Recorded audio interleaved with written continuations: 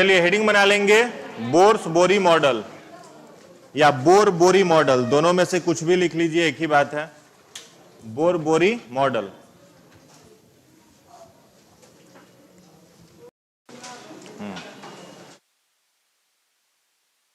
Niels Bohr वैज्ञानिक का नाम है, उनके परमाणु मॉडल को बोर बोरी मॉडल कहा जाता है।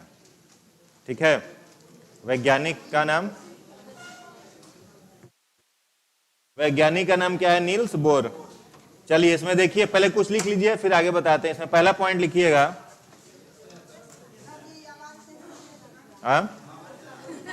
तेज बोले।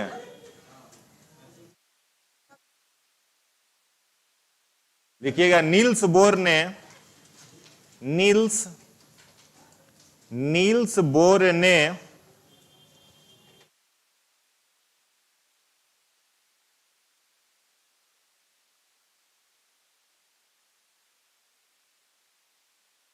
बोर बोरी मॉडल दिया।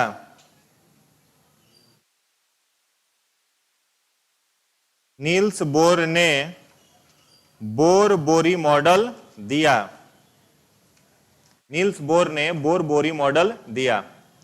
अगला पॉइंट लिखिएगा, नील्स बोर के अनुसार, इंग्लिश वाले लोग सेम लिखेंगे, ऊपर वाला लाइन, नील्स बोर के अनुसार जब कोई इलेक्ट्रॉन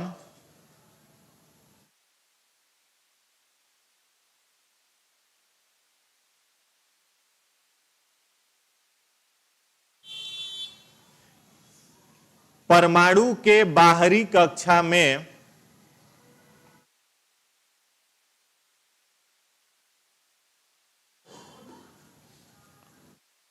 वृत्ताकार पथ पर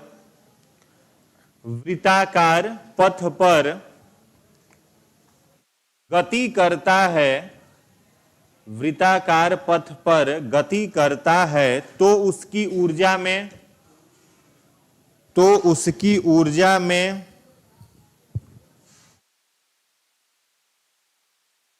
कोई बदलाव नहीं होता।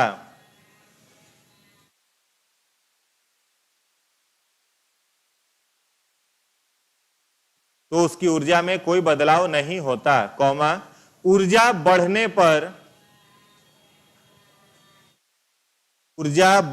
पर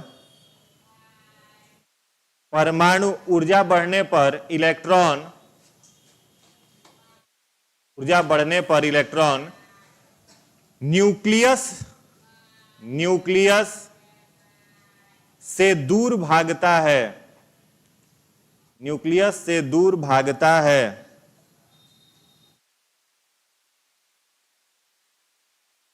एवं ऊर्जा कम होने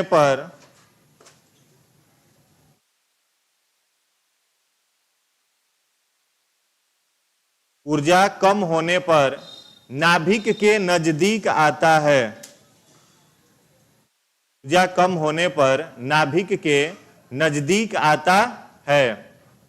नाभिक के नजदीक आता है।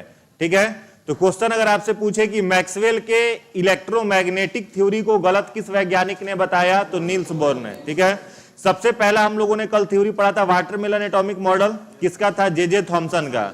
या प्लम पुडिंग मॉडल, वो भी किसका? जे थॉमसन का। तो जे थॉमसन के उस मॉडल में कमी केवल एक रह गई कि उन्होंने कहा कि इलेक्ट्रॉन परमाणु के अंदर बिखरे हुए रहते हैं, वृत्ताकार पथ पर नहीं रहते हैं। बाद में एक वैज्ञानिक आता है, कौन? रदरफोर्ड। तो रदरफोर्ड के मॉडल को क्या कहते हैं? अल्फा प्रकीर्णन मॉडल। ठीक है, अल्फा स्कैटरिंग मॉडल। और अल्फा, क्वेश्चन आएगा कि न्यूक्लियस की खोज किस मॉडल के अंतर्गत की गई, तो अल्फा स्कैटरिंग मॉडल के अंतर्गत की गई। ठीक है, अब अल्फा किरणों को रदरफोर्ड ने प्रोड्यूस किया था रेडियम से, और 20,000 अल्फा किरणों को केंद्रक सोने के पतले चादर से पास कराया था, और कई सारी जानकारियां दी थी। ठीक है, तो रदरफोर्ड के बाद आता है कौन? मैक्सवेल। तो मैक्सवेल आकर के क्या कहा कि इलेक्ट्रॉन जब बाहरी वृत्ताकार पथ पर गति करता है, तो गति करने के कारण उसकी ऊर्जा में क्या होती है? कमी आती है। और जब उसकी ऊर्जा समाप्त हो जाती है तो वो नाभिक में गिर के मर जाता है, खत्म हो जाता है, डेड हो जाता है, इलेक्ट्रॉन, न्यूक्लियस ही डेड हो जाता है। ठीक है, तो बाद में आया नील्स बोर। तो नील्स बोर ने क्या कहा कि जब कोई इलेक्ट्रॉन परमाणु के बाहर वृत्ताकार पथ पर गति करेगा तो उसकी ऊर्जा में कोई बदलाव नहीं होता है। और जब वह किसी रासायनिक अभिक्रिया में भाग लेगा और उस अभिक्रिया के कारण उसकी ऊर्जा अगर बढ़ जाएगी तो वो क्या होगा, नाभिक से अगली कक्षा में क्या होगा, शिफ्ट हो जाएगा। ठीक है, जैसे मान लो यहां पर कोई एक परमाणु है और परमाणु के बाहरी कक्षा पर वृत्ताकार पथ पर कौन गति कर रहा है, इलेक्ट्रॉन। यहां पर सब क्या है, इलेक्ट्रॉन्स हैं। ठीक है, अब इन जितने सारे ये देख रहे हो ना आप, इनको ऑर्बिट्स को नामकरण करने का भी श्रेय किसे जाता है, नील्स बोर को ही जाता है। न्यूक्लियस से सबसे नजदीक वाली कक्षा को के, उसके बाद एल, फिर एम, फिर एन। ठीक है, ये 4 कक्षाओं का नामकरण किसने किया था, नील्स बोर ने। और प्रत्येक कक्षा में कितने इलेक्ट्रॉन भरे जाएंगे इसके भी बारे में बताने वाले कौन थे, नील्स बोर ही थे। ठीक है, तो नील्स बोर ने क्या कहा कि सबसे कम ऊर्जा का स्तर जो होगा वो किस ऑर्बिट के इलेक्ट्रॉन के पास होगा, तो के में जो इलेक्ट्रॉन्स हैं इसमें ऊर्जा का स्तर क्या होगा, सबसे कम। और अगर पूछे कि सबसे अधिक ऊर्जा का स्तर जो होगा तो वो किस में होगा, एन में, बाहरी कक्षा में। तो परमाणु इलेक्ट्रॉन पर जब ऊर्जा बढ़ेगा तो वो नाभिक से दूर भागता है, और इलेक्ट्रॉन पर ऊर्जा कम होगा तो वो नाभिक के नजदीक आता है। ये बताया किसने, नील्स बोर ने। तो मैक्सवेल का एटॉमिक थ्योरी यहां पर क्या हो जाता है, गलत हो जाता है। ठीक है, उसके बाद ये कुछ फैक्ट्स हैं, इसको आप नोट करेंगे। पार्टिकल्स में लिखा हुआ इलेक्ट्रॉन, प्रोटॉन, न्यूट्रॉन। इलेक्ट्रॉन के खोजकर्ता कौन, इसको नोट कर लीजिए, पहले पूरा ये वाला नोट करिए। हिंदी वाले लोग लिख लीजिए।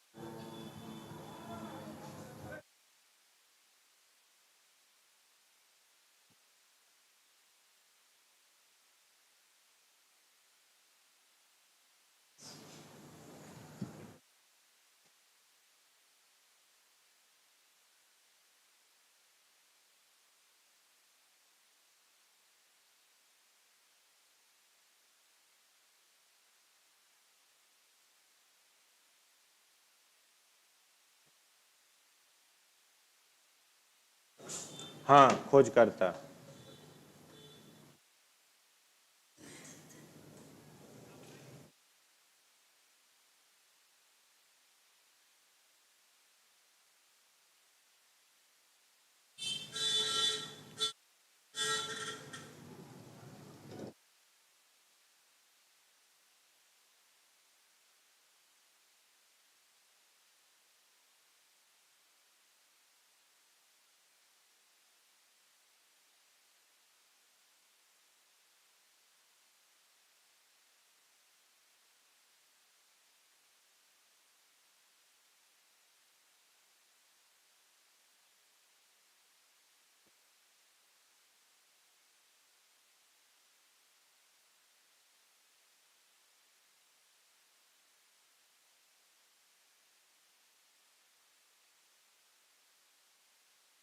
हो गया।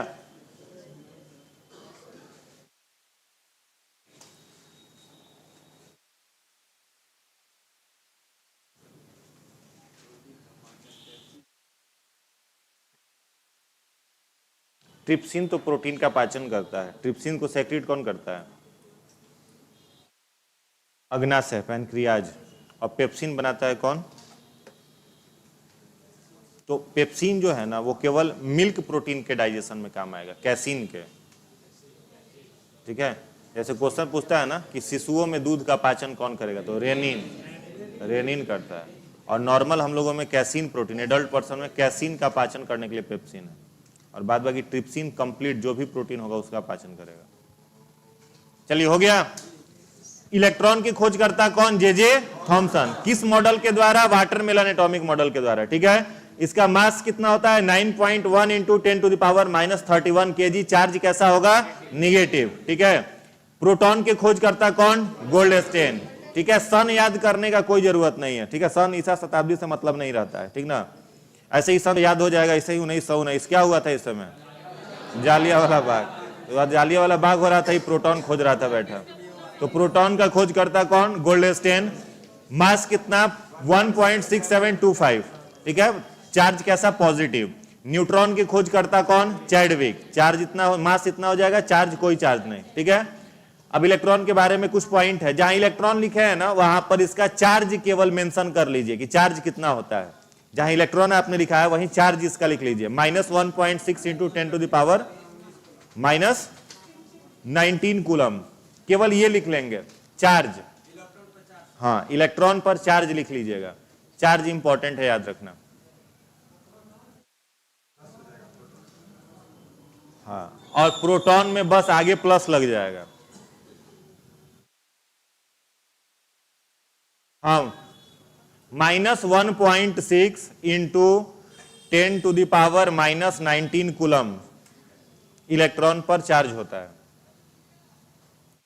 हो गया। अब उसके बाद प्रोटॉन पर चार्ज लिख लो, अरे कितना देर लगेगा, खाली चार्ज लिखना है यार, पूरा लिखने लगेगा क्या, चार्ज केवल लिखिएगा, जहां इलेक्ट्रॉन लिखे हैं वहीं पर, कितना देर लगेगा चार्ज लिखने में, प्रोटॉन जहां लिखे हैं वहां चार्ज लिख लीजिए, ये +1.6 × 10⁻⁻19 कूलम, प्रोटॉन पर चार्ज लिखिए, हो गया।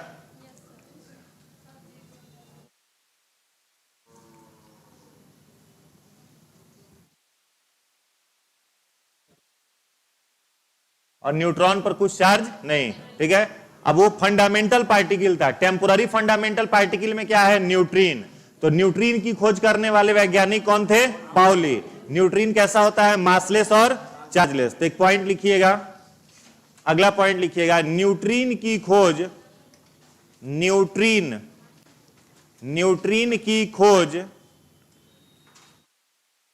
की खोज पाउली ने की थी, पाउली, हाँ न्यूट्रिन की खोज पाउली ने की थी। यह आवेश रहित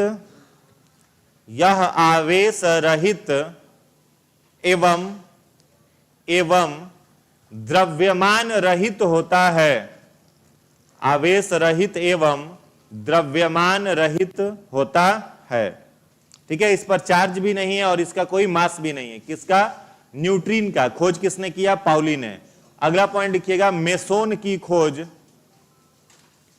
अगला पॉइंट लिखेंगे मेसोन की खोज युकावा, मेसोन की खोज युकावा ने किया था, मेसोन की खोज युकावा ने किया था, जबकि सत्येंद्रनाथ बोस ने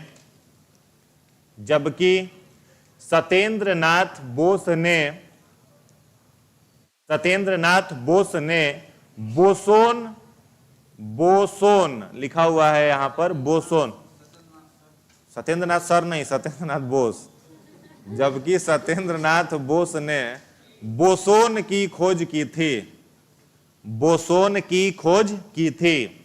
अगला पॉइंट लिखिएगा, पोजिट्रॉन, नेक्स्ट पॉइंट लिखेंगे पोजिट्रॉन इलेक्ट्रॉन का प्रतिकण है, इलेक्ट्रॉन का प्रतिकण, पोजिट्रॉन इलेक्ट्रॉन का प्रतिकण है, जिसकी खोज एंडरसन ने की थी, जिसकी खोज एंडरसन लिखा हुआ है यहां पर बोर्ड पे, एंडरसन, ANDERSON, हिंदी में भी लिख सकते हो, कोई दिक्कत नहीं, जिसकी खोज एंडरसन ने की थी, हो गया। अब उस पर लिख लीजिएगा, पोजिट्रॉन का केवल लिख लीजिएगा चार्ज, जितना प्रोटॉन पर चार्ज होता है उतना ही चार्ज किस पर है, पोजिट्रॉन पर, सेम। तो क्वेश्चन आएगा कि इलेक्ट्रॉन का एंटी पार्टिकल कौन है, तो पोजिट्रॉन। एंटी पार्टिकल का मतलब जो उसको रिवॉल्व करने से रोकेगा, प्रतिरोध करेगा, ठीक है। तो इलेक्ट्रॉन को रिवॉल्व करने से प्रतिरोध करने का काम पॉजिट्रॉन का होता है, और इसके बारे में बताने वाले वैज्ञानिक एंडरसन, और इस पर चार्ज प्रोटॉन के चार्ज के बराबर प्लस 1.6 इंटू 10 के पावर -19 कूलम हो गया। चलिए आगे ले बढ़ते हैं। अब देखो आया एक नाम एटॉमिक नंबर। एटॉमिक नंबर माने परमाणु क्रमांक, तो छोटा सा हेडिंग बनाएंगे एटॉमिक नंबर, परमाणु क्रमांक, एटॉमिक नंबर, परमाणु क्रमांक, क्रमांक, क्रमांक, परमाणु क्रमांक, या परमाणु संख्या भी लिख सकते हैं, हो गया। अब देखिए यहां परमाणु क्रमांक का मतलब क्या है। आज के समय में अभी जो पीरियोडिक टेबल है, उस पीरियोडिक टेबल को यदि आप देखेंगे तो उस पीरियोडिक टेबल को देख करके पता चल जाता है कि पीरियोडिक टेबल कहना क्या चाह रहा है। शुरुआत में ऐसा कुछ था नहीं, तो शुरुआत में सबसे पहले पीरियोडिक टेबल बनाने का असफल प्रयास करने वाला वैज्ञानिक था, जिसका नाम क्या था, जिसने, मेंडलीव तो था ही, उनके पहले ट्राइड मेथड देने वाले वैज्ञानिक, जिसने आपको ट्राइड मेथड दिया था, त्रिक नियम, डोवेरेनियर, क्या नाम था, डोवेरेनियर। तो त्रिक नियम दिया था, एलिमेंट को 3-3 के ग्रुप में रखा। डोवेरेनियर के बाद आया न्यूलैंड, तो न्यूलैंड ने क्या दिया, ऑक्टेव लॉ।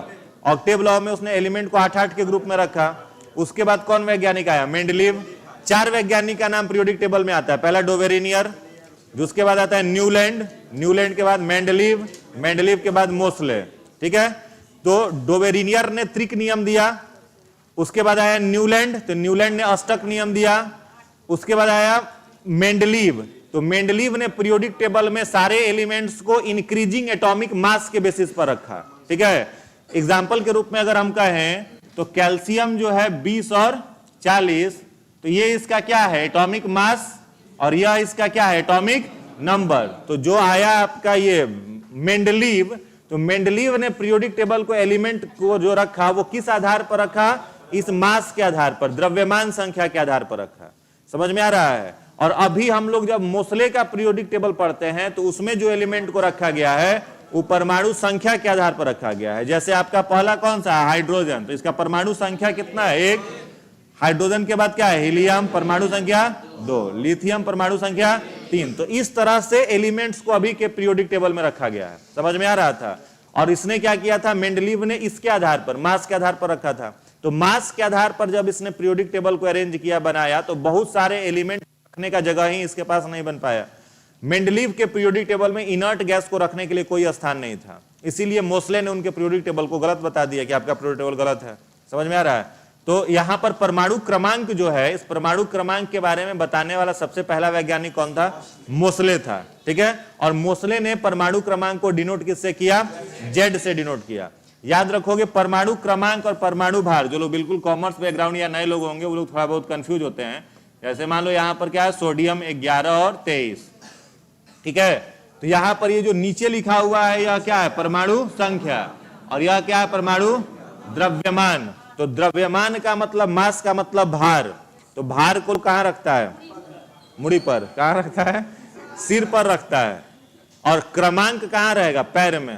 पैर में होता है, कई नंबर का चप्पल पहने हैं, तो क्रमांक कहाँ, पैर में, और भार कहाँ, माथा पर। तो जो ऊपर लिखा हुआ रहेगा वो याद रखना भार है, एटॉमिक मास है, और नीचे जो है एटॉमिक नंबर है। तो यही एटॉमिक नंबर जो है, इसके बारे में बताने वाला वैज्ञानिक कौन था, मोसले था।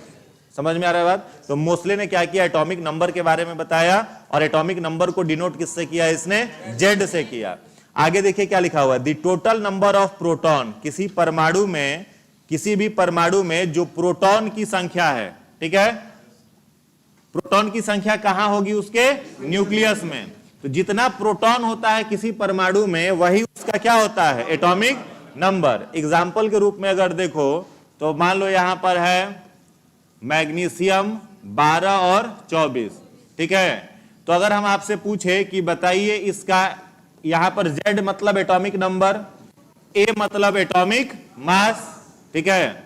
उसके बाद हम कर लेते हैं आपका क्या, न्यूट्रॉन की संख्या, इलेक्ट्रॉन की संख्या, प्रोटॉन की संख्या। अब हम आपसे पूछ रहे हैं कि मैग्नीशियम में आपको ये 5 चीजें बताना है, एटॉमिक नंबर बताना है, एटॉमिक मास बताना है, न्यूट्रॉन बताना है, इलेक्ट्रॉन बताना है, और प्रोटॉन बताना है, ठीक है, प्रोटॉन बताना है। ये 4-5 चीजें आपको बतानी है। तो यहां पर जेड जो है वो एटॉमिक नंबर है, तो एटॉमिक नंबर तुरंत आप क्या कहोगे, 12, ठीक है। उसके बाद आपको पूछ रहा है एटॉमिक मास, तो मास भी आपको दिख रहा है ना, तो क्या लिख दोगे 24 लिख दोगे।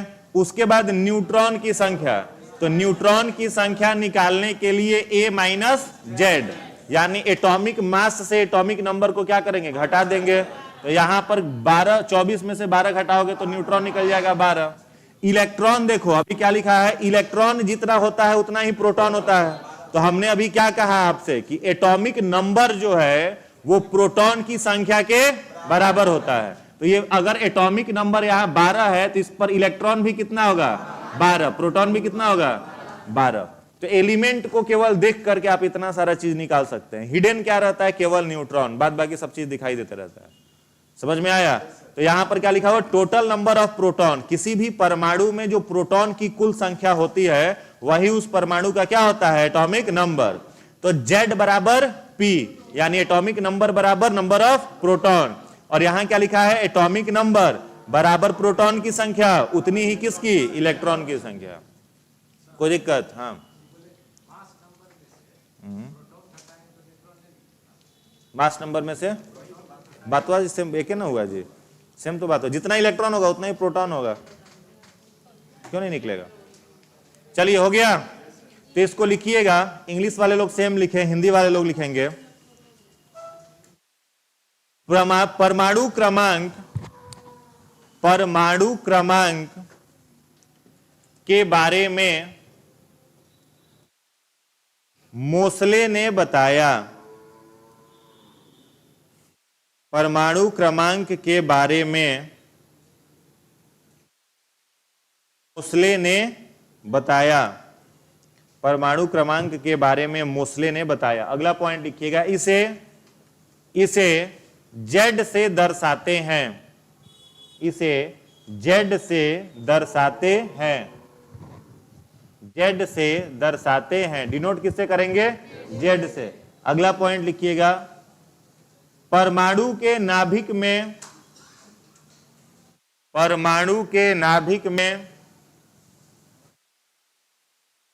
प्रोटॉन की कुल संख्या, परमाणु के नाभिक में प्रोटॉन की कुल संख्या परमाणु क्रमांक कहलाती है। परमाणु के नाभिक में प्रोटॉन की कुल संख्या परमाणु क्रमांक कहलाती है। और नीचे जो लिखा हुआ है वो लिख लीजिए देख के, एटॉमिक नंबर Z पीले रंग में जो है उसको लिख लीजिए।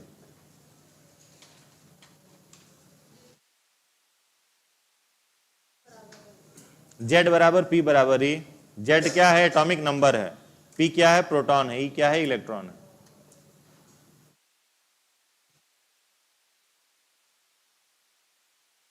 ये चैप्टर जैसे ही खत्म होगा टेस्ट एक तुरंत हो जाएगा। और टेस्ट 50 क्वेश्चन रहेगा या 60 क्वेश्चन जो भी रहे। आप लोगों को पता कैसे चल जाता है, जासूस छोड़े हैं क्या आप लोग उसमें?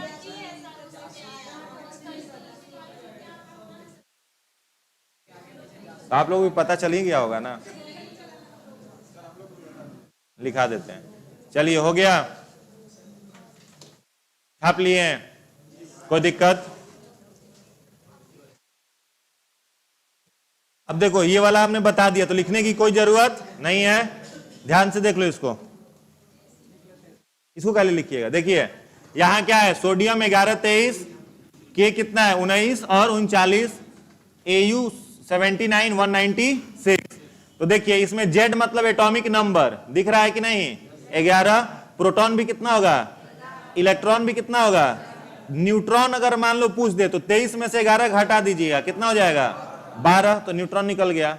वैसे ही यहां पर इसमें देखिए इलेक्ट्रॉन कितना, पोटेशियम इलेक्ट्रॉन कितना 19, प्रोटॉन इलेक्ट्रॉन, और अगर आपको न्यूट्रॉन निकालना हो तो 39 मतलब 19 कितना हो जाएगा 20, न्यूट्रॉन 20 हो जाएगा।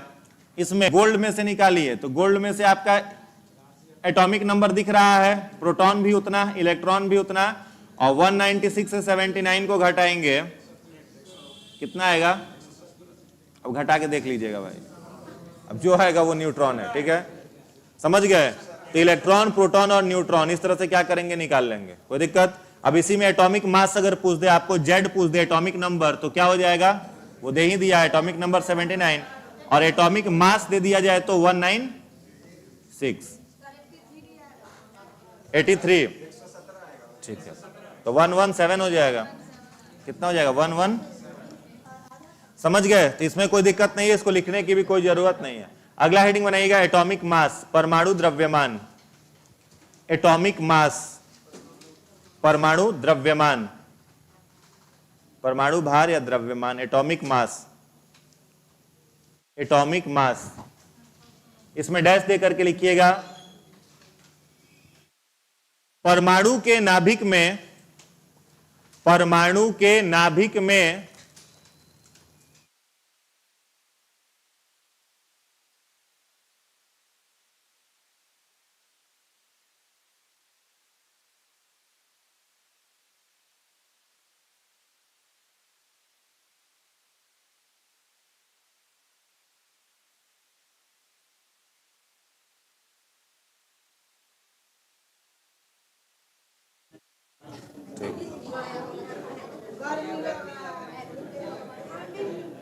क्या लिखे थे, परमाणु के नाभिक में प्रोटॉन और न्यूट्रॉन की कुल संख्या, परमाणु के नाभिक में प्रोटॉन और न्यूट्रॉन, प्रोटॉन और न्यूट्रॉन की कुल संख्या परमाणु द्रव्यमान कहलाती है। प्रोटॉन और न्यूट्रॉन की कुल संख्या परमाणु द्रव्यमान, परमाणु द्रव्यमान कहलाती है। हो गया। और फिर लिख लेना ये वाला लाइन लिख लीजिएगा। हाँ, एटॉमिक मास को ए से डिनोट करते हैं।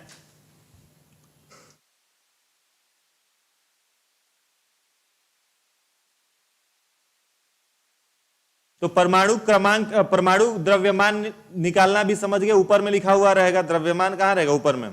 तो द्रव्यमान किसका होता है, देखिए यहां पर मान लो आपका क्या है, परमाणु है कोई, यहां पर कोई आपका एक एटम है, ठीक है।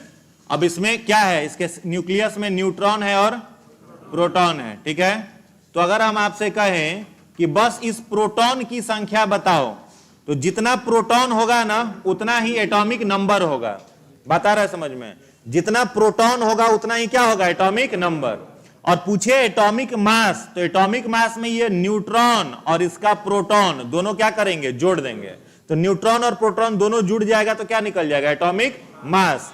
तो जैसे आपने अभी लिखा था सोडियम 11 और 23 का, तो ये जो 23 आया है वो किससे आया है, इसमें जो न्यूट्रॉन है प्लस इसमें जो और क्या है, प्रोटॉन है। तो प्रोटॉन तो आपको दिख रहा है कितना है, बोलिए 11 है, प्रोटॉन की संख्या कितनी है, 11, और यहाँ न्यूट्रॉन अगर देखें 23 में से इसको घटाएंगे तो कितना हो जाएगा, 12। तो 11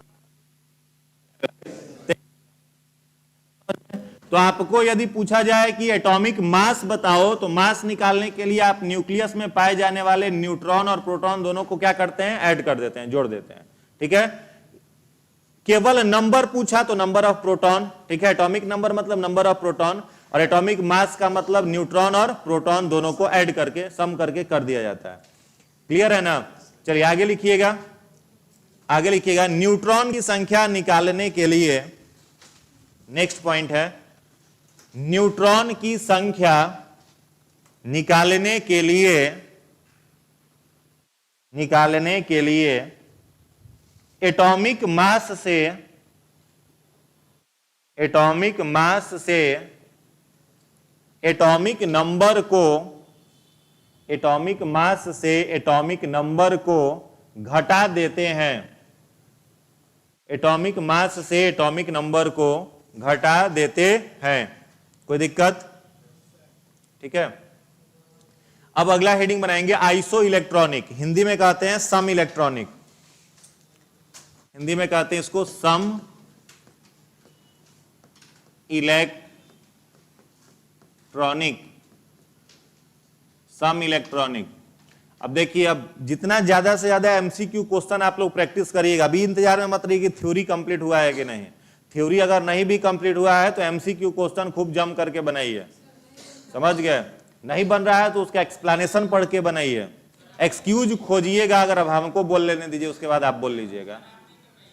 कराएंगे हम यूट्यूब वाला, कराएंगे, बहुत जल्द शुरू कर देंगे, वो तो हम कराएंगे ही। लेकिन हम आपको घर के लिए कह रहे हैं, घर पर कोई भी एमसीक्यू का किताब, चाहे वो लूसेंट है आपके पास, वो क्राउन है, कहीं से भी एमसीक्यू, घटना चक्र है तो वो, उसको कम से कम 300 एमसीक्यू डेली लगाइए। अगर अभी का जो डिसीजन है बिहार सरकार का, अगर वो लागू रहा तो कंपटीशन जो होगा वो बहुत हाई रहेगा, सभी को पता है। बहुत सारा, जहां पर 7 से 8 लाख 10 लाख के स्टूडेंट बैठने वाले थे जिस एग्जाम में, उसमें स्टूडेंट की संख्या बढ़ जाएगी। तो कम से कम कितना भी रहा, 20-25 लाख 30 लाख के स्टूडेंट बैठेगा। अब 30 लाख बैठेगा, कंपटीशन हाई है, और दूसरे स्टेट का कंपटीशन थोड़ा सा मुश्किल होता है, तो जो स्टूडेंट उधर से आएंगे तो फिल्टर स्टूडेंट आएंगे, तो शार्प माइंड वाले ज्यादा आएंगे, तो कंपटीशन जो है वो पहले की अपेक्षा बढ़ गया है। और एमसीक्यू अगर नहीं बनाइएगा तो रेस से बाहर फेंका जाइएगा, टाइम भी नहीं लगेगा। तो इसके लिए जरूरी है पूरा का पूरा एमसीक्यू बनाना। थ्योरी कम भी पढ़िए, एमसीक्यू जितना लगाइएगा उतना ही आप इस एग्जाम के नजदीक रहिएगा। एमसीक्यू से भागिएगा तो एग्जाम उतना ही दूर भाग रहा है, समझ लीजिए। कुछ भी हो, 300 एमसीक्यू डेली बनाना है, चाहे वो लूसेंट से बनाइए, घटना चक्र से बनाइए, क्राउन से बनाइए, इन तीनों में से जो भी बुक है आपके पास 300 एमसीक्यू बनाइए। और एक बार खत्म हो जाए दोबारा रिपीट करिए, 2 बार खत्म हो जाए तिबारा रिपीट करिए, उसको रट जाना है। समझ में आ रहा है? इसलिए पूरा एमसीक्यू पर फोकस करिए, एमसीक्यू बहुत ज्यादा जरूरी है। सिलेक्टेड क्वेश्चन का एमसीक्यू प्रयास में लगे हुए हैं, 1-2 दिन में शुरू कर देंगे हम, यूट्यूब पर भी आ जाएगा, वो तो करिएगा ही, और उसके साथ साथ ये कर लीजिए, पूरा एमसीक्यू घर पे बैठ के लगाइए। अभी हमने क्या कहा, तीनों में से जो है लगाइए। तब इसमें ठीक हम क्या बताएं, आपके पास जो है वो लगाइए, आपके पास इन तीनों में से जो बुक है वो बनाइए, ठीक है। बस एमसीक्यू लगाइए डेली। यहां से जाने के बाद 300-300 एमसीक्यू सारे सब्जेक्ट का बना जाइए। हुआ 1000 एमसीक्यू सारे सब्जेक्ट का। अगर नहीं भी बना रहे हो तो साइंस बना लो, मॉडर्न हिस्ट्री बना लीजिए, साइंस और मॉडर्न हिस्ट्री, ये 2 को तो बना लीजिए, 2 का ही बना लो, कोई दिक्कत नहीं है। करेंट, साइंस और मॉडर्न हिस्ट्री, 3 तो मैनेज करिएगा ना। अब करेंट से तो 300 क्वेश्चन आएगा नहीं आपके पास, करेंट से तो कम ना निकलेगा क्वेश्चन, 40 को 50 को क्वेश्चन निकलेगा। पढ़ना तो पड़ेगा, मजबूरी है, नहीं तो तैयार रहिए रेस से बाहर जाने के लिए। नहीं, हमारे बोलने से अगर क्या होता, हमारे बोलने से होता तो हम तथास्तु बोल के नौकरी में रखा देते हैं। बोलने से क्या हो जाएगा? रीजनिंग मैथ भी घर पे कम से कम 2.5 से 3 घंटा रीजनिंग मैथ के लिए समय देना पड़ेगा। और इसमें जहां तक हम लोगों के पास मैसेज आ रहा है, बैच में बहुत सारे स्टूडेंट लोग का मैथ गायब है, कंप्लीट मैथ बुझा नहीं रहा है। तो नहीं बुझा रहा है तो घर पे बैठ के प्रैक्टिस करना पड़ेगा। मैथ के बिना इस एग्जाम में आप अब नहीं उतर सकते हैं, समझ गए ना। तो मैथ पर प्रैक्टिस करिए, मैथ सॉल्व करिए घर पे बैठ के। उसके बाद रीजनिंग है, रीजनिंग, मैथ रीजनिंग मिला के ये तो मान रहे हैं ना 25 से 30 क्वेश्चन, कितना भी कम आएगा तो 30 क्वेश्चन आएगा, तो 30 वो क्वेश्चन कम नहीं होता है। छूटा है तो परीक्षा छोड़ दीजिए, फॉर्म मत भरिए। जिसको ठीक करने का मन नहीं है ना, मैथ रीजनिंग जो चाहते हैं कि मेरा ठीक नहीं हो सकता है, वो लोग फॉर्म ही ना भरे, झूठो 200 रुपया बर्बाद जाएगा। क्या अभी जब तक एग्जाम अगर 120 है तो साइंस कितना भी कम रहेगा तो 20 क्वेश्चन 22 क्वेश्चन रहेगा। हम कम से कम लेके चल रहे हैं, फिर भी 20 मिनिमम 20 रहेगा। तेज बोलिए थोड़ा।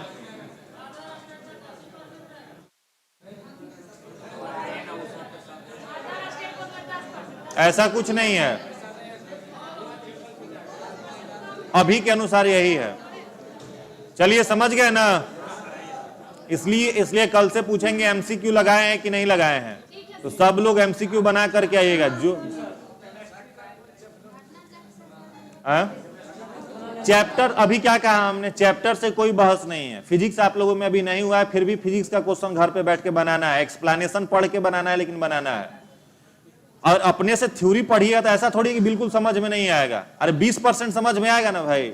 सारा कुछ सोच करके एकदम रखे हैं कि कोचिंग करा देगा उसके बाद करेंगे, तब पिछड़ जाइएगा। बैठ के कंप्लीट सिलेबस पढ़ के स्टूडेंट बैठे हुए हैं मार्केट में, और आप चाहते हैं एकदम फ्रेशर उसको हम चेस करेंगे, तो बहुत मुश्किल है, उलटते देरी नहीं लगेगा। तो ये मत देखिए, पढ़ाई होगा क्लास में, सारा चीज पढ़ाई होगा, लेकिन आप इंतजार क्यों करोगे? क्लास में पढ़ाई होगा तो वो आपका रिवीजन होगा, उसका इंतजार करते रहिए। क्लास में पढ़ाई होगा, उसके बाद हम क्वेश्चन बनाएंगे, तब तक एग्जाम का डेट आ जाएगा। समझ में आ रहा है? तो क्लास में इंतजार नहीं करना है कि पढ़ाई हो, आपको अपने से कर लेना है। क्लास में जब पढ़ाई होगा तो रिवीजन होगा, वो आपको और कंठस्थ हो जाएगा, याद हो जाएगा। ठीक है, तो जो नहीं भी पढ़ाई हुआ है उसको भी बनाइए घर पे बैठ के। क्या दिक्कत है, थ्योरी पढ़िएगा तो समझ में आएगा, और जहां पर नहीं समझ में आ रहा है तो वो लेकर के आइए डाउट यहाँ पर क्वेश्चन। अब इस बैच में से 2-4 स्टूडेंट को छोड़ करके हमसे डाउट पूछने कोई आता ही नहीं, हमसे क्या किसी भी टीचर से नहीं पूछने आता है। अब इसका मतलब घर पे एमसीक्यू नहीं बनाते। अब घर पे 100 एमसीक्यू आप लगाइएगा तो निश्चित है कि 10 गो 5 गो एमसीक्यू फंसेगा, और फंसेगा तो लेके आइएगा। और आप डाउट अगर नहीं ला रहे हैं तो हमारे टीचर थे कहा करते थे, more study more confusion, less study less confusion, no study. तो नहीं पढ़ रहे हैं, खाली छटपटा रहे हैं कि ई नियम आ गया, वो नियम आ गया, तो बैठ के छटपटाते रहिए। समझ गए? इसलिए एमसीक्यू बनाइए और रोज डाउट आना चाहिए। ठीक है, डाउट आएगा तब ना पता चलेगा कि क्या पढ़ रहे हैं क्या नहीं पढ़ रहे हैं। तो डाउट आप लोग लेके आते ही नहीं है। चलिए ठीक है, तो इसको उसको करते रहिए लोग। आइसो इलेक्ट्रॉनिक का मतलब देखो क्या है। आइसो का मतलब होता है समान, ठीक है, एक जैसा, और इलेक्ट्रॉनिक का मतलब होता है इलेक्ट्रॉन। पीरियोडिक टेबल में जो 118 एलिमेंट हैं, उन 118 एलिमेंट्स में से कई सारे एलिमेंट ऐसे होते हैं जिन पर इलेक्ट्रॉन की संख्या क्या होती है, एक बराबर होती है, और उन्हीं तत्वों को एक दूसरे का आइसो इलेक्ट्रॉनिक कहा जाता है। बताया समझ? पीरियोडिक टेबल में जो 118 एलिमेंट हैं उनमें से कई एलिमेंट पर इलेक्ट्रॉन की संख्या बराबर होती है, और उन सारे एलिमेंट्स को एक दूसरे का आइसो इलेक्ट्रॉनिक या सम इलेक्ट्रॉनिक कहा जाता है। अब कुछ एग्जाम्पल यहां पर रखे गए हैं, इसको देखिएगा। पहला एग्जाम्पल है आपका क्या, सोडियम। ठीक है, इसमें पहला जो एग्जाम्पल दिया हुआ है वह है आपका सोडियम। अब देखो, एक वैज्ञानिक थे, इसको पहले समझ लो थ्योरी। नील्स बोर साहब, तो नील्स बोर आकर के क्या कहें कि ये परमाणु का जो बाहरी वृत्त कक्षा होता है, जिस पर वृत्ताकार पथ पर इलेक्ट्रॉन सभी के सभी घूम रहे हैं, इसमें अगर आपसे पूछा जाए कि किस ऑर्बिट में कितने इलेक्ट्रॉन, तो पहले नामकरण कर लो, K, L, M और N। तो नील्स बोर ने एक फॉर्मूला दिया था 2n² का। ठीक है, क्या दिया, 2n²। यहां पर n जो है यह नंबर ऑफ ऑर्बिट है, ऑर्बिट की संख्या। तो यहां पहला ऑर्बिट आपको कौन दिख रहा है, K। तो अगर हम आपसे पूछे कि इस K पर परमाणु की संख्या बताओ तो क्या करोगे, 2 और 1 का स्क्वायर, तो कितना होगा, 2 होगा। तो K पर मैक्सिमम इलेक्ट्रॉन कितने रह सकते हैं, K पर मैक्सिमम इलेक्ट्रॉन आपका 2 रहेगा। ठीक है, उसके बाद दूसरा ऑर्बिट कौन सा है, L। तो 2 और 2 का स्क्वायर कितना होगा, 8 हो जाएगा। तो L पर मैक्सिमम इलेक्ट्रॉन की संख्या 8 हो जाएगी। तीसरा कौन सा है, M। तो 2 और 3 का स्क्वायर कितना होगा, 18। तो M पर 18, फिर 2 और 4 का स्क्वायर कितना हो जाएगा, 32। तो इलेक्ट्रॉन की संख्या यही होती है, पहले ऑर्बिट में मैक्सिमम 2, L पर मैक्सिमम 8, M पर 18 और N पर 32। 2, 8, 18, 32 ये इलेक्ट्रॉन रहता है मैक्सिमम, इस फॉर्मूला के अनुसार, जिसके बारे में बताया था किस वैज्ञानिक ने, नील्स बोर ने। समझ गए? अब यहां पर एक चीज और देखना, यहां पर क्या लिखा हुआ है, यहां लिखा हुआ है आपका क्या, सोडियम। क्या लिखा हुआ है, सोडियम। तो सोडियम का कितना होता है, 11 और 23। तो क्या हम इस 11 को 2, 8 और 1 लिख सकते हैं? कुछ लोगों को समझ में नहीं आया होगा तो देख लो। मान लो यह आपका सोडियम है, ठीक है, या मान लो आपका सोडियम है। तो सोडियम जो है इसके पहला ऑर्बिट पर, इस वाले ऑर्बिट पर अभी हमने बताया कितना इलेक्ट्रॉन रहता है, 2, 8, 18 और 32। तो इस पर कितना रह सकता है, 2। तो 2 इलेक्ट्रॉन यहां पर हमने रख दिया। ठीक है, इस 11 में से 2 इलेक्ट्रॉन आपका खर्चा हो गया। दूसरे वाले में कितना रह सकता है, 8। तो यहां पर कितना जाएगा, 8 इलेक्ट्रॉन चला गया। तो टोटल कितना हो गया, 10। बच कितना रहा है, 1। तो बाहरी कक्षा पर क्या बचा है, केवल 1 इलेक्ट्रॉन बचा है। इसलिए हमने क्या लिखा, 2, 8 और 1। अब यहां पर अगर हम आपसे पूछें कि यह सोडियम मेटल है कि नॉन मेटल है, तो क्या कहोगे, मेटल है। तो मेटल की पहचान क्या होती है, तो बाहरी कक्षा पर इलेक्ट्रॉन की संख्या 4 से क्या होगा, कम होगा। वैसे तत्व जिनके बाहरी कक्षा पर इलेक्ट्रॉन की संख्या 4 से कम है वो धातु होते हैं, और जिनके बाहरी कक्षा पर इलेक्ट्रॉन की संख्या 4 से ज्यादा होगा वो अधातु, और जिनके बाहरी कक्षा पर 4 इलेक्ट्रॉन होगा वो उपधातु। समझ में आया? अब आपसे हम कहें क्लोरीन 17, ठीक है, तो क्लोरीन 17 लिखा तो क्या लिखोगे, 2, 8 और 7। तो यहां बाहरी कक्षा पर इलेक्ट्रॉन की संख्या 4 से ज्यादा है कि कम है, ज्यादा है। तो ये मेटल है कि नॉन मेटल है, नॉन मेटल है। तो जितने सारे धातु होते हैं ना, ये इलेक्ट्रॉन डोनर होते हैं, मतलब इलेक्ट्रॉन दाता, और जितने सारे अधातु होते हैं इलेक्ट्रॉन ग्राही होते हैं, इलेक्ट्रॉन रिसेप्टर होते हैं। ठीक है, तो यहां पर सोडियम में 2 8 और कंसीडर करते हैं, क्लोरीन 17। तो क्लोरीन 17 का मतलब 2 8 और 7। तो इसको स्टेबल होने के लिए एक इलेक्ट्रॉन चाहिए, और इसको स्टेबल होने के लिए एक इलेक्ट्रॉन ये क्या करेगा, दे देगा, बाहर निकल जाएगा, तो दोनों स्टेबल हो गए। तो यहां पर सोडियम पर हमने क्या लिख दिया, एक प्लस चार्ज। क्या लिख दिया, एक प्लस चार्ज। तो 11 में से एक इलेक्ट्रॉन चला गया, तो इसके पास कितना रह गया, 10 रह गया। वैसे ही मैग्नीशियम, तो मैग्नीशियम को क्या लिख सकते हो, 2 8 और 2। तो ये 2 इलेक्ट्रॉन के कारण अनस्टेबल है, तो ये 2 इलेक्ट्रॉन क्या कर दिया, डोनेट कर दिया। तो इसका भी 12 में से 2 गया, कितना हो गया, 10। यहां एल्युमिनियम है 13, तो 2 8 और 3, कितने के कारण अनस्टेबल है, 3 के कारण। तो 3 इलेक्ट्रॉन क्या कर रहा है, डोनेट कर रहा है। तो 13 - 3 कितना हो गया, 10। यहां पर नियॉन है, तो इस पर 10 होता ही है, तो 10 इलेक्ट्रॉन है, इस पर डोनेट करने का कोई जरूरत नहीं है। उसके बाद क्या है, CH4।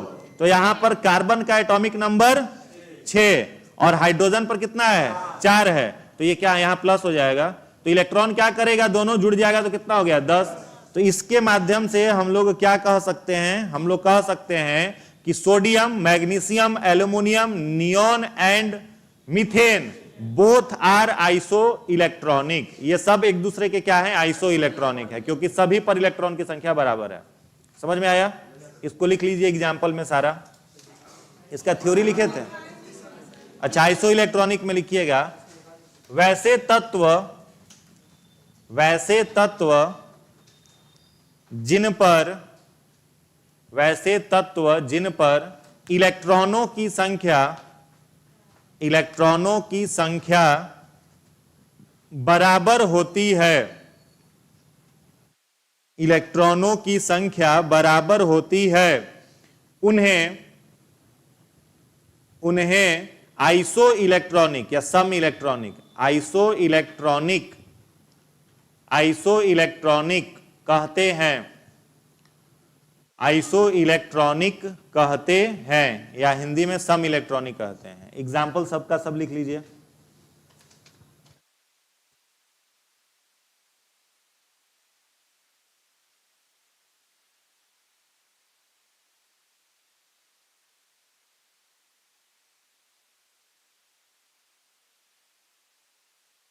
वैलेंस इलेक्ट्रॉन, और जो नाभिक के सबसे नजदीक रहेगा वो कोर इलेक्ट्रॉन हो गया।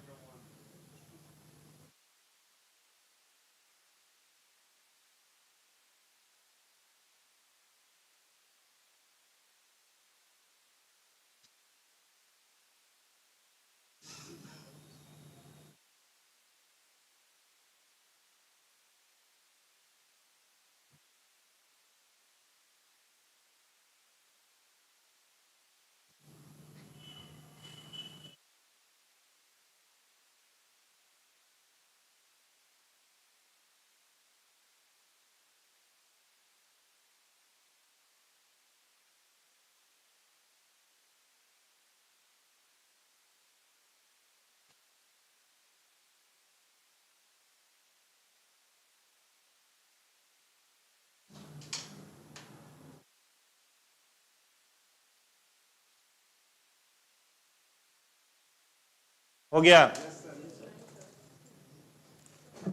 इसके बाद लिखेंगे, यहां प्लस का साइन देंगे, ठीक है ना, माइनस गलती से लिखा गया, प्लस साइन दे दीजिएगा।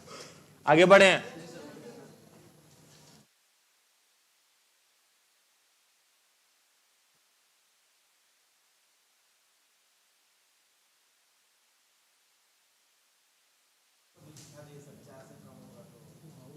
वो बढ़ाएंगे, वो बताएंगे आपको इसमें केमिकल बॉन्डिंग में उसका जरूरत है। क्या एटॉमिक नंबर, वो फोटो हट गया होगा। अच्छा, आपने लिखा है ना, वो लास्ट में पूछ लीजिएगा, हमसे बता देंगे। चलिए, हो गया। उसके बाद हेडिंग बनाएंगे आइसोटोप, समस्थानिक। अगला हेडिंग बनाएंगे आइसोटोप्स, समस्थानिक, आइसोटोप्स समस्थानिक। समस्थानिक, इसमें डैश देकर के लिखिएगा। समस्थानिक में लिखेंगे वैसे तत्व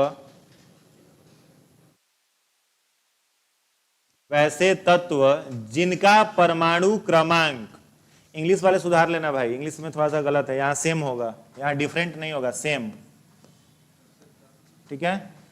हिंदी वाले लोग लिखेंगे वैसे तत्व जिन पर, हाँ ठीक है, वैसे तत्व जिनका परमाणु क्रमांक समान होता है, परमाणु क्रमांक समान होता है, जबकि परमाणु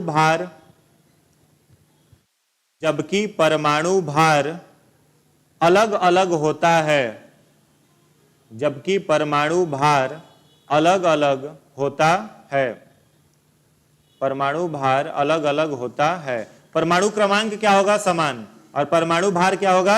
अलग अलग। एग्जाम्पल के रूप में देखो, हाइड्रोजन जो है, जिसको आवारा कण भी कहा जाता है, इस हाइड्रोजन के कितने आइसोटोप्स हैं? 3, ठीक है। जैसे एक आइसोटोप है इसका H11, दूसरा है H12 और तीसरा है H13। इसको कहते हैं प्रोटियम, ठीक है, इसको कहते हैं प्रोटियम, इसको कहते हैं ड्यूट्रियम और इसको कहते हैं ट्राइट्रियम, ठीक है। जैसे भारी जल बनता है वो किससे बनता है? D2O, डाइट्रस ऑक्साइड, ठीक है। तो ये तीनों का आप देख रहे हैं ना, एटॉमिक नंबर कितना है? 1, और एटॉमिक मास क्या है? अलग अलग है। तो इन तीनों को, प्रोटियम, ड्यूटेरियम और ट्राइटियम, तीनों को एक दूसरे का क्या कहेंगे? समस्थानिक आइसोटोप्स कहेंगे, ठीक है। यानी किसकी संख्या समान? एटॉमिक नंबर, और क्या अलग? एटॉमिक मास, ठीक है, उसको कहा जाता है समस्थानिक। एग्जाम्पल में लिखिएगा, एग्जाम्पल में लिखिएगा H11, H21, H31, लिख लो, ऐसे लिखो ना, पहले ये लिखो, एग्जाम्पल लिखिएगा, ठीक है। एग्जाम्पल में पहला लिखिएगा हाइड्रोजन हैव 3 आइसोटोप्स, हाइड्रोजन के 3 समस्थानिक है, फिर पहला, दूसरा और तीसरा।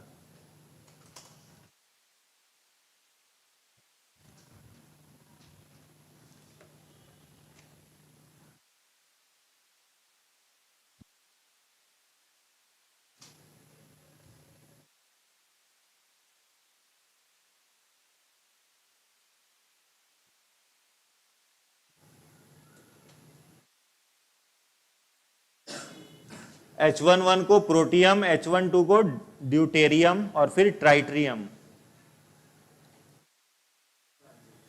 हाँ, पहला एग्जाम्पल लिख लिए हैं।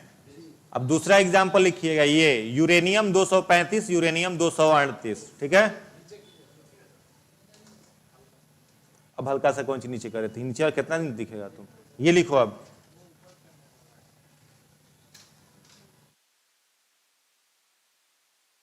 तीन आइसोटोप्स याद कर लोगे, हाइड्रोजन का, यूरेनियम का और कार्बन का। यूरेनियम का कितना आइसोटोप्स है? 2, 235 और 238, लेकिन दोनों का एटॉमिक नंबर समान है, 92।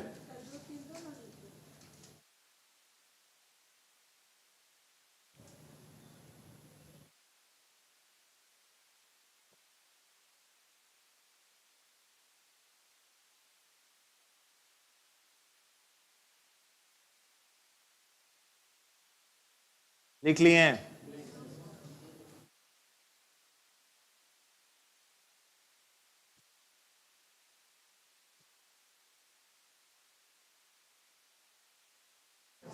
हो गया। कार्बन का भी दोनों लिख लीजिएगा, कार्बन 12, कार्बन 14। अब देखो आइसोटोप्स का यूज होता है कहीं कहीं, ठीक है। जैसे एग्जाम में क्वेश्चन क्या पूछेगा, बताइए घेंघा रोग के उपचार में किस आइसोटोप्स का यूज होगा? तो आयोडीन 131 का, ठीक है। वैसे ही पूछेगा कैंसर के उपचार में किस आइसोटोप्स का? तो कोबाल्ट 60 का। ट्यूमर के उपचार में आर्सेनिक 74 का। तो इस तरह से क्वेश्चन जो है वो एग्जाम में पूछता है कि कौन से आइसोटोप्स का प्रयोग किस रोग के उपचार में होता है। तो अगले स्लाइड में वही है, हाँ, लिख लीजिए इसको, हेडिंग बनाइएगा यूजेज ऑफ आइसोटोप्स। इंग्लिश नहीं लिखिएगा, अच्छा हिंदी में लिखिए। समस्थानिक के प्रयोग, हेडिंग बनाएंगे समस्थानिक के प्रयोग, यूज ऑफ आइसोटोप्स, समस्थानिक के प्रयोग। पहला लिखिएगा कार्बन 14 कार्बन 14 कार्बन 14 का प्रयोग जीवाश्म का उम्र जानने में, कार्बन 14 का उपयोग जीवाश्म का उम्र जानने में किया जाता है। जीवाश्म समझ रहे हैं ना? हाँ, तो जीवाश्म का उम्र जानने में किसका? कार्बन 14। दूसरा लिखिएगा यूरेनियम 235, यूरेनियम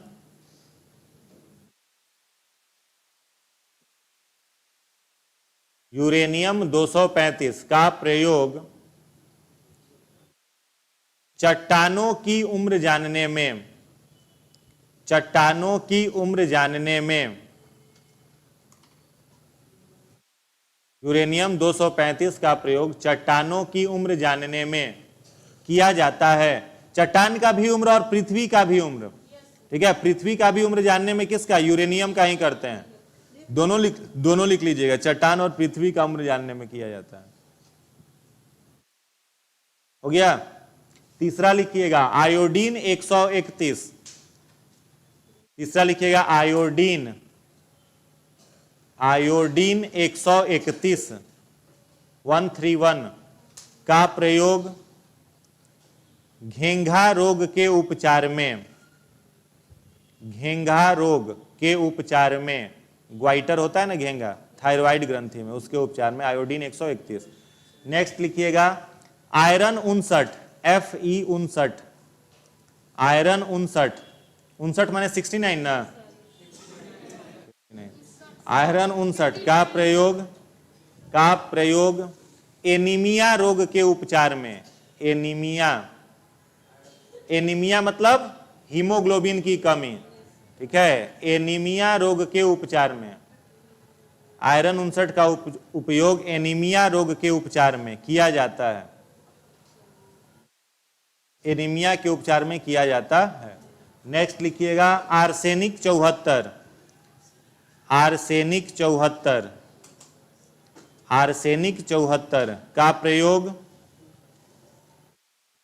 ट्यूमर के उपचार में, आर्सेनिक 74 का प्रयोग ट्यूमर के उपचार में किया जाता है। आर्सेनिक 74 का प्रयोग ट्यूमर के उपचार में किया जाता है। उसके बाद लिखिएगा कोबाल्ट 60,